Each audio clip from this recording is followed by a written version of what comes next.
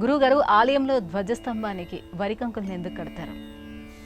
ఆలయంలో ధ్వజస్తంభానికి ఇంటి ప్రాంగణంలో బయట ఉండేటటువంటి వసారాకు, చూరుకు, ఆగ్నేయ ఈశాన్య దిగ్భాగాలలో వరికంకులను వ్రేలాడదీయాలి. ఎందుకు ఇలా కడతారు? పక్షులకు ఆలవాలం. ధ్వజస్తంభం ఆ దైవానికి, దైవశక్తికి ప్రతీక. పూర్వం విష్ణు పురాణంలో ఒక కథ ఇది.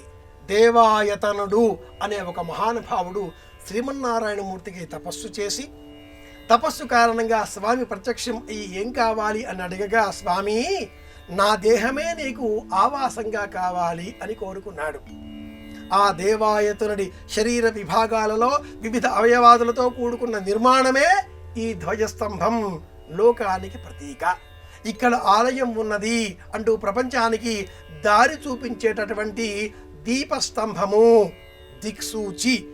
ఆ దిక్సూచికి వరికంకులు వ్రేలాడదీయడంలో, వరుసలుగా కట్టడంలో వరికంకులను చూచి ఆకర్షింపబడిన పక్షులు అక్కడ చేరతాయి.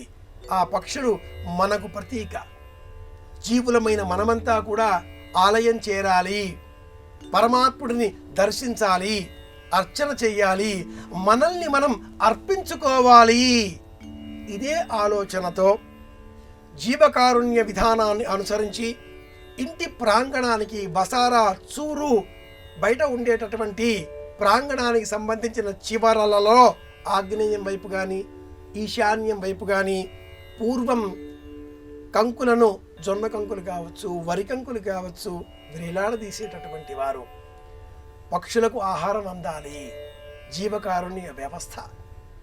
పచ్చికను పశువులకు ఆహారంగా అందించేటటువంటి వారు.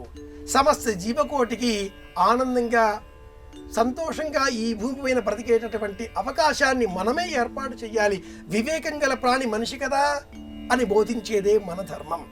కనుక ధర్మశాస్త్ర సూత్రాలను అనుసరించి ధ్వజస్తంభానికి వరికంకులను కట్టడంలో ఉండే అంతరార్థం ఏమిటి అంటే, జీవులమైన మనమంతా కూడా పక్షులు ఆ వరికంకులను చూచి మోహంతో ఆశ్రయం పొందే నిమిత్తమై చేరినట్లుగా పరమాత్ముడి దివ్య పాదాలను ఆశ్రయించాలి అనేటటువంటి పిలుపు, బోధ ఇందులో ఉన్నది. ఇది విషయం.